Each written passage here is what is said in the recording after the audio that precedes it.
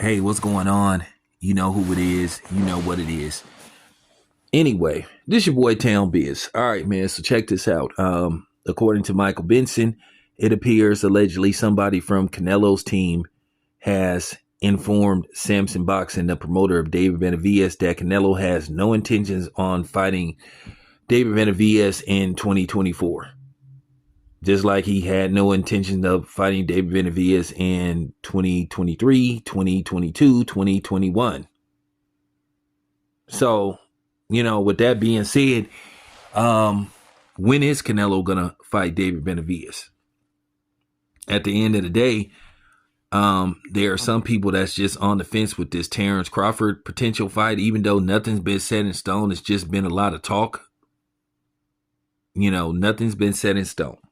But with that being said, a lot of people are growing frustrated with Canelo Alvarez. And based off the comments that I've been getting, and shout out to the people in the comment section, based off their last names, they are Hispanic and they may be in particularly Mexican. And they are growing frustrated with Canelo and his reluctance to fight David Benavidez, because it's like, okay, it just appears to be a abundance of excuses from Canelo. And me, myself, I just want to see the fight as a boxing fan. I'm not involved in the tribalism thing because, like I said, I'm not Mexican. That's you know what I'm saying? That's between them. But as a boxing fan, I want to see the fight. But at the end of the day, Canelo has been getting away with this for years. And when is the media going to start questioning Canelo and start saying, hey, man, if you don't fight David Benavidez, there's going to be a big question mark surrounding your legacy? Because at the end of the day, why is Canelo exempt from getting criticized by the media? I know he's one of the most popular boxers on the planet, but that still doesn't justify him not fighting somebody the likes of David Benavidez when David Benavidez is clearly the number one contender. And then you had this inconsistency from Mauricio Sullivan in the WBC. First, they said they was going to mandatory Canelo versus David Benavidez fight. And then, as you guys know, in December, I did the interview with Mauricio Sullivan. And then basically they said they wasn't going to mandatory Canelo versus David Benavidez, or basically force him to fight David Benavidez with basically possibly stripping him if he doesn't fight David Benavidez. So they went back on that. So at the end of the day, a lot of questions are starting to get raised around Canelo's intentions on will he ever fight David Benavidez. At the end of the day, you have to ask, well, is Canelo scared of David Benavidez, or is there something that he see in David Benavidez that could pose a problem for him if they was to actually lock horns? I said this, I went on record. I picked David Benavidez 2 years ago to beat Canelo Alvarez, and I stand on that. But it's not going to happen if Canelo keeps prolonging the fight. And I think the longer Canelo prolongs this fight, it lessens his chance of winning the fight. David Benavidez hasn't been through some of the wars that Canelo has been through. You can make an argument that those first two Triple G fights took something out of Canelo. Then he took a savage one-sided beating, the hand of Floyd Mayweather. Then he got beat down by Dimitri Bivol.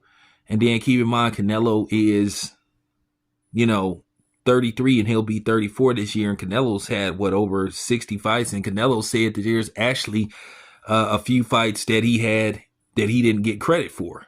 So there's no telling how many actual fights Canelo's been in. So you have to understand that eventually possibly the clock could catch up to him. The clock works different with everybody.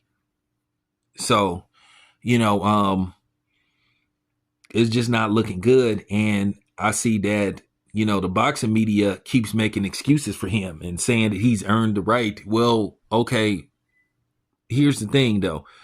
Define earning the right. At the end of the day, you are the undisputed champion at 168. So you should be trying to fight the best possible guys out there. But we already know boxing is a business. It's a business first, sport second. So, like I said, eventually people gonna have to come to grips and just put it out there. Just say Canelo is starting to look like a coward, because at the end of the day, when we was going through the motions with the potential fight, which eventually happened, 5 years later after all the talk, or actually 6 years later, because they actually started talk about this fight like in 2008, 2009, and the fight didn't happen until like 6 years later, almost 6.5 years later, because of whatever reason you want to believe, whether it was drug testing on Manny Pacquiao part of Floyd being scared, but Floyd, by some people, did get called a coward. So my thing is, why isn't Canelo being called a coward for not fighting David Benavidez? And a lot of times when people do interviews with Canelo, they, hit him with softball questions. Oh, Canelo, how's it going? And all this stuff. And I understand that people don't want to get on some of these fighters' bad side, but you can ask a person a tough question without disrespecting them. Now, if you walk up to him and say, hey, Canelo, you a scary ass bitch if you don't fight David Benavidez, but you could just say, hey, Canelo, the public wants to know what's the holdup with you fighting David Benavidez. What's going on, Canelo? Could you give us some clarity of what's really going on? That's how you ask the question. I would never do that to another boxer, flat out disrespect them. Because I think, I'll pose the chance of them getting upset to the point to where they might try to, attack me or cuss me out. And I don't really want that type of traffic, because I try to be respectful for the most part. So, at the end of the day, I do see a bit of a double standard that a lot of people are not, calling Canelo to the carpet. And people have been very lenient with him about his hesitation to fight David Benavidez. So that's all I'm saying. But anyway, appreciate you guys. Let me know what you guys think. This your boy Town Biz. I'm out.